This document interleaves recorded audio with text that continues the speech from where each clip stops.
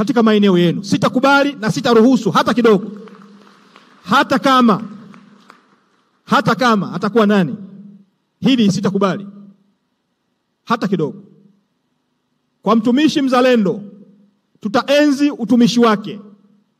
Kwa mtumishi mwadilifu, tutahakikisha tunampongeza kwa kazi nzuri anayoifanya. Na hii si maelekezo yangu, ni wajibu ambao baba wa taifa aliusisitiza nyakati zote, nyakati za kupigania uhuru wa taifa hili na nyakati tulizopata bahati ya kumshuhudia utawala wake. Na haya ndio maelekezo ya rais wetu Dr. Samia. Mapenzi yake kwetu sisi watumishi wa umma hayana kifani, hayapimiki, yamejaa. Na ndio sababu ni lazima niwapongeze kwa kazi kubwa ya ninyi kumsaidia ukuaji wa uchumi huu tunaozungumza. Sehemu kubwa unatekelezwa na ninyi watumishi, hasa watumishi wa TAMISEMI ambao tunasema ni 76% ya watumishi wote wa umma. Mimi ni nani nisiwapongeze kwa kazi hii nzuri ya kujitolea, ya kizalendo mnayoifanya kwa taifa hili. Endelezeni uzalendo huu. Taifa letu linawategemea, Watanzania wanawategemea, walioko vijijini na mijini wanawategemea. Ninyi mliopata bahati ya kuchaguliwa kwenye maeneo mbalimbali, ninyi mliopata bahati ya kielimu na kupata ufahamu, endeleeni kuwasaidia Watanzania. Msirudi nyuma. Imarisheni mifumo ya makusanyo ya ushuru, imarisheni mifumo ya makusanyo mbalimbali katika maeneo yenu. Uchumi utakapoendelea kukua, nina imani rais wetu ataendelea kutuangalia, na huo ndio ukweli. Tumpigie makofi mengi sana Rais Samia. Kwa hiyo niwatake kuendelea kusimamia miradi, na kamwe siasa isiwe kikwazo cha kuwakwamisha nyinyi watumishi wa umma kutekeleza majukumu yenu. Kamwe siasa isiwe kikwazo cha kuwakwamisha kutekeleza majukumu yenu. Fanyeni kazi kwa karibu na chama tawala, kwa sababu ndicho kilichosimamisha serikali madarakani. Tunatekeleza katiba, lakini tunatekeleza miongozo ya sheria, kanuni na taratibu. Tunatekeleza miongozo na maelekezo ya viongozi, lakini lazima tukumbuke kwamba tunatekeleza ilani ya uchaguzi ya Chama cha Mapinduzi. Kwa hiyo kaeni karibu mkisimamia maelekezo yote yaliyotolewa katika ilani ya uchaguzi ya Chama cha Mapinduzi. Miradi yetu katika mkoa huu, hasa jiji la Arusha, kumekuwa na changamoto nyingi kwa miradi hii. Na changamoto hizi ukiangalia historia inatokana na mivutano ya kisiasa iliyokuwepo wakati huo. Miradi mingi hii inayozungumzwa leo haikuanza leo hata kidogo. Ilianza miaka 2019. Mkuu wa mkoa huyu mchapakazi ni mkuu wa mkoa wa 4 wakati miradi hii inaanza. Ni mkuu wa mkoa wa 4. Na miradi mingi iliishia hapo wala haikuendelea. Ipo ambayo ilianza kwa kusuasua, mivutano ya sisi wenyewe kwa wenyewe katika vikao mbalimbali. Na baadhi yetu tumekuwa tukijisahau kwamba michakato ya maendeleo katika halmashauri zetu kote nchini kwa mkuu wa mkoa inaanzia kwenye vitongoji na vijiji, inaanzia kwenye mitaa, inakwenda kwenye kata zetu, madiwani wakiwa ni wenye viti wa kamati za maendeleo za kata, inachakatwa kwenye kata, ikitoka kwenye kata inakwenda kwenye mabaraza yetu. Huo ndio mchakato wa miradi ya maendeleo. Mkuu wa mkoa analetewa miradi na taarifa zinazotoka kwenye kamati zile za wilaya, zinapokwenda kwenye RCC. Ndio mkuu wa mkoa anapata kushuhudia na kuweza kuona miradi na mipango ambayo imepangwa katika maeneo yetu. Mkiwa kama wataalamu, naomba tutumie fursa hii kusaidia katika mabaraza yetu ya madiwani, kuwasaidia mipango yetu iwe ni mipango ya maendeleo. Vikao vyetu vijadili namna ambavyo tunaweza kujikwamua katika kuleta maendeleo katika maeneo yetu.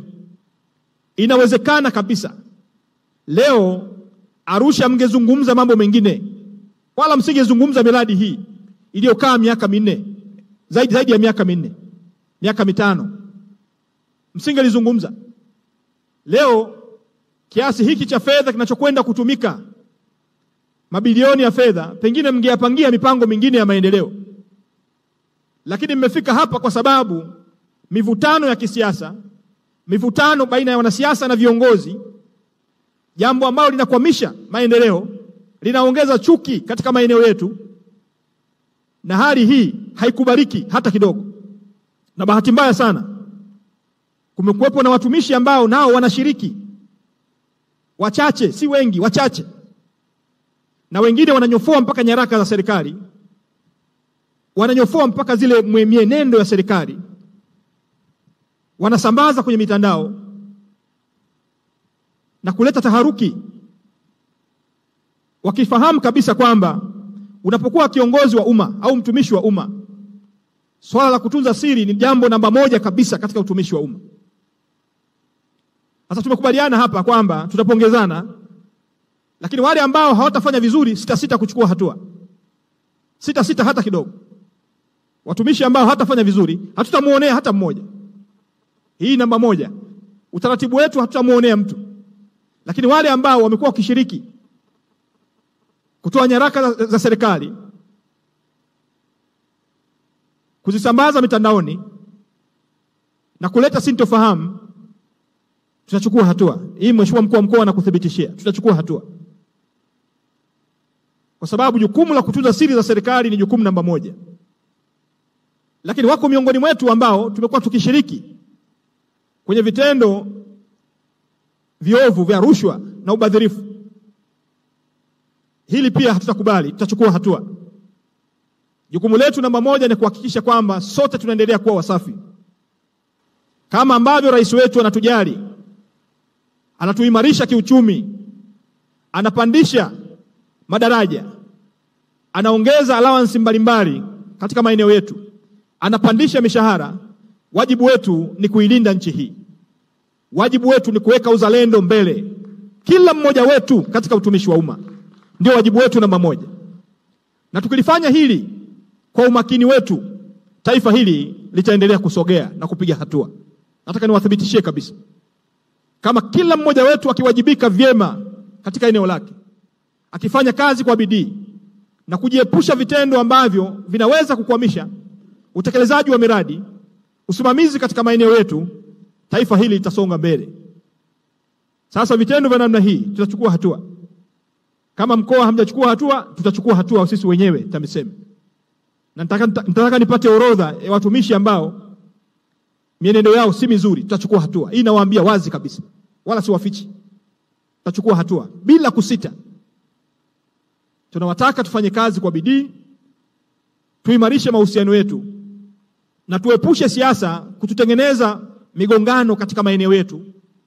Kwa sababu unapotengeneza vurugu, haumwadhibu mkuu wa mkoa. Haumwadhibu mkuu wa mkoa hata kidogo.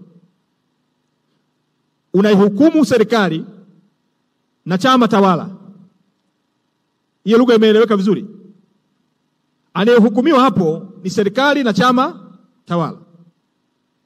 Na maelekezo ambayo katibu mkuu wa Chama cha Mapinduzi kwenda kuizalilisha serikali katika mambo pengine ya uongo, ya kutunga, yanayoongeza chachu ya kuonyesha serikali haifanyi kazi wakati kazi kubwa imefanyika ndani ya serikali.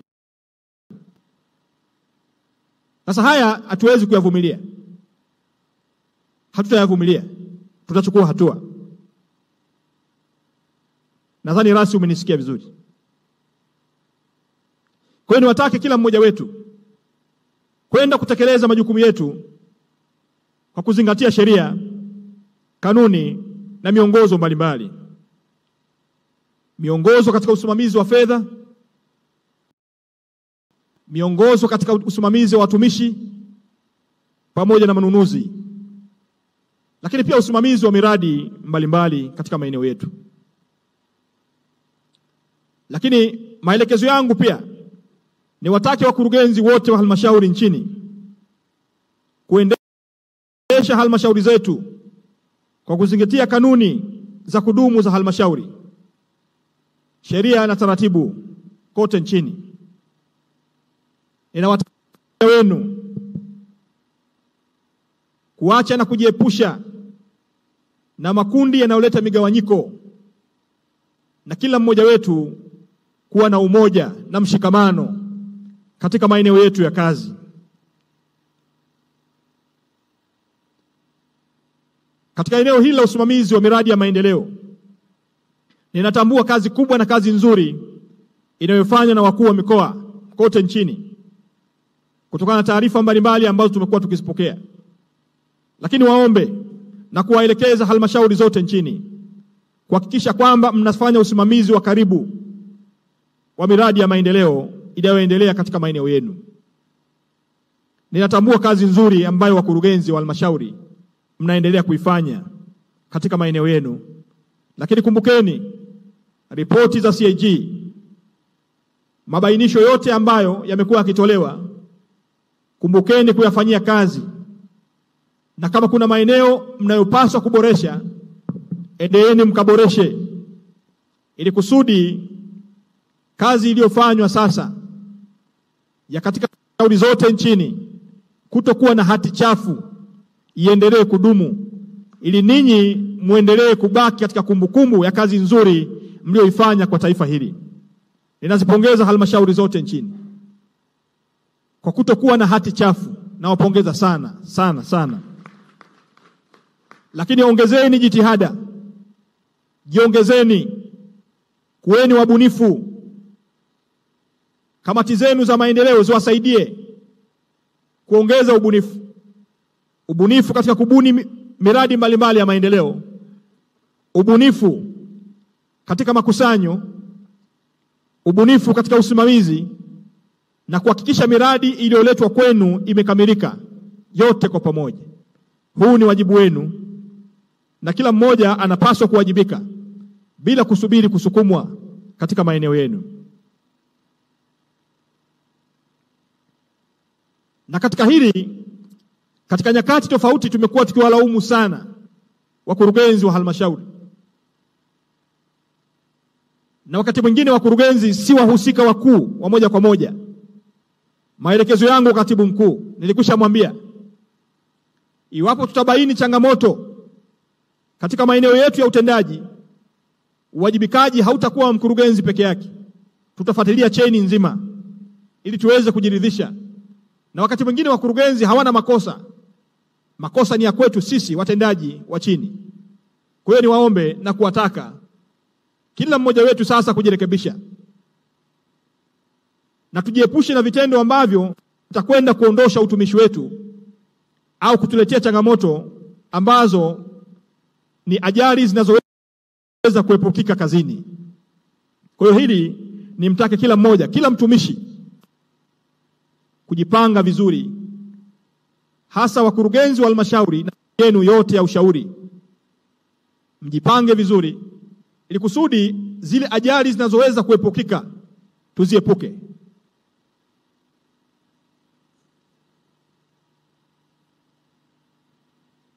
Ninawapongeza wakurugenzi wa halmashauri kote nchini kwa sababu mmefanya kazi nzuri sana sana ya makusanyo katika halmashauri zenu nchini. Hongereni sana, tuwapigie makofi wakurugenzi. Mmefanya kazi nzuri sana. Lakini matarajio yangu mtaendelea kuongeza ubunifu. Ni matarajio yangu kwamba makusanyo yataendelea kuongezeka. Mtaendelea kuminya mianya ya upotevu wa mapato katika halmashauri zenu. Ninawataka mtende haki wakati wa makusanyo na msimuonee mwananchi katika maeneo yenu. Fuateni miongozo ambayo imekuwa ikitumwa kwenu na katibu mkuu ofisi ya Rais TAMISEMI kuhusu eneo hili la makusanyo, ili kila mmoja wenu atekeleze wajibu wake wa kusimamia vyema makusanyo na kuhakikisha kwamba mnakusanya kwa haki bila uonevu kwa Watanzania. Hii iwe ni ajenda moja mnayopaswa kuishi nayo katika maeneo yetu. Endeleeni kuwa wabunifu, kubuni vyanzo vipya vya mapato, na mmesimamie hayo kama miongozo ambayo rais wetu amekuwa akiitoa kwenu. Ongezeni kwa wakuu wa wilaya kupitia kamati zenu za ulinzi na usalama.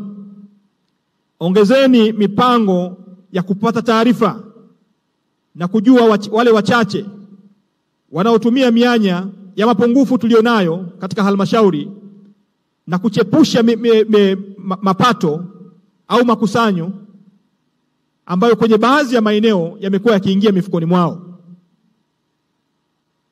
Wakuu wa wilaya, hili ni jukumu lenu. Ongezeni mifumo ya kupata taarifa ili muweze kuwatambua wale wote ambao wamekuwa wakitekeleza eneo hili la uhujumu wa uchumi wetu, kukwepusha mapato na kuyapeleka kwenye mifuko yao. Fuatilieni kwa karibu. Nimekwisha toa maelekezo kwenye maeneo tuliyobaini kule Mbeya na Simiyu, kwenye halmashauri zote, hasa kwenye majiji. Ongezeni jitihada za kupata taarifa na chukueni hatua mara moja dhidi ya wabadhirifu, dhidi ya wale wote ambao wamekuwa wakitumia mapungufu yetu kujipatia kipato ambacho si cha kwao, si haki yao. Tukidhibiti hili, maana yake uchumi wetu utaendelea kuongezeka na rais wetu ataendelea kutufikiria kwa kazi kubwa na kazi nzuri ambayo mtakwenda kuifanya kwenye maeneo yenu. Lakini pia nitambue mchango wa madiwani kote nchini. Mmefanya kazi nzuri sana. Nikiwa kama kiongozi wenu, waziri mwenye dhamana katika eneo hili, Mheshimiwa Meya, peleka salamu kwa madiwani kote nchini. Nawapongeza kwa kazi kubwa na kazi nzuri ambayo mmeendelea kuifanya, hasa madiwani wa jiji hili la Arusha, lakini na madiwani wengine, madiwani wa jiji la Arusha na madiwani wengine. Endeleeni kufanya kazi kwa bidii. Wananchi wanawategemea sana. Na katika hili nimeona ipo sababu ya sisi kama ofisi ya Rais TAMISEMI kwenda kufanya mapitio ya sheria na kanuni ili kutoa fursa kwa makamo wenye viti, manaibu meya katika maeneo kote nchini. Ule utaratibu wa kuchaguana kila baada ya mwaka mmoja tumeona unaongeza misuguano katika mabaraza ya madiwani, unaongeza vurugu katika mabaraza ya madiwani, lakini pia hata kwenye chama unaongeza vurugu. Kwa hiyo kama ofisi ya Rais TAMISEMI nimekwisha waelekeza wataalamu kwenda kuona uwezekano wa kufanya mapitio ya sheria na kanuni. Kama kanuni hizi ni za waziri, nitakwenda kuzisaini pengine kabla ya kuhitimishwa kwa bunge hili, kufungwa kwa bunge hili, ili kutoa fursa kwa manaibu meya na makamu wenye viti wa halmashauri kote nchini kuchaguliwa kila baada ya miaka mitano na sio kila baada ya mwaka kufanya uchaguzi. Inaongeza gharama kwa serikali, inaongeza mivutano ndani ya mabaraza ya madiwani, inaongeza mivutano ya sintofahamu hata kwenye chama huko. Kwa tumeona iko sababu ya kwenda kufanya mapitio ya sheria ili kusudi tuangalie uwezekano wa kurekebisha kifungu vya kanuni ambao vinanipa mamlaka kama waziri kurekebisha ili kutoa uwezekano manaibu meya na makamu wenye viti wa halmashauri kuchaguliwa kila baada ya miaka mitano. Na kwa sababu kuchaguliwa kwako sio mwisho, wakati wowote kwa taratibu zilizowekwa, ina maana makamu mwenyekiti unaweza kuondolewa kwenye nafasi yako wakati wowote. Kwa hiyo hakuna sababu yoyote ya kuwachagua kila baada ya mwaka mmoja. Inaongeza mzigo kwenye mabaraza yetu ya halmashauri, inaongeza mzigo kwa serikali, lakini hakuna sababu yoyote ya kuwachagua kila baada ya mwaka mmoja. Kwa hiyo tutakwenda kulipitia hili, Mheshimiwa Mkuu wa Mkoa, na kuona uwezekano kulifanyia maboresho ili kusudi tuweze kuwa na mifumo yenye tija. Taarifa ya Katibu Tawala wa Mkoa imeainisha kazi kubwa na kazi nzuri ya kuwajali watumishi. Na hii ndio sababu nilikupongeza sana Mkuu wa Mkoa kwa kazi hii nzuri unaoendelea kuifanya kwa mkoa huu wa Arusha. Umekuwa ni mtetezi wa watumishi wa umma chini ya TAMISEMI na watumishi wengine katika mkoa huu, na kupongeza sana kwa kazi hii nzuri unaoendelea kuifanya katika mkoa huu. Lakini endelee kusisitiza, tulikwisha kubaliana katika majiji yote, wakurugenzi wa majiji kuhakikisha kwamba mnalipa stahiki za watumishi zile ambazo ziko kwenye mamlaka yenu. Msisubiri waziri au mkuu wa mkoa kuwaelekeza. Kila mmoja wetu ana wajibu kuhakikisha kwamba mmetekeleza maelekezo yangu niliyoyatoa bungeni katika kikao kilichopita, katika kikao hiki kinachoendelea. Walipeni watumishi stahiki zao. Walipeni watumishi haki zao zile ambazo zimeangukia kwenye mamlaka yetu. Lakini tulikwisha kubaliana kwamba kutozalisha madeni ya watumishi katika maeneo yetu. Tulikubaliana mtumishi anapoajiriwa, hakikisheni stahiki zake za mwezi ule ule zinalipwa kwa wakati. Maana yake ni kwamba msiingize taarifa za mtumishi ambaye hayupo kwenye utaratibu. Watumishi wote wanaoajiriwa, hakikisheni taratibu zao zimekamilika, ili kusudi msizalishe madeni katika maeneo yenu. Hili tumekwisha kubaliana.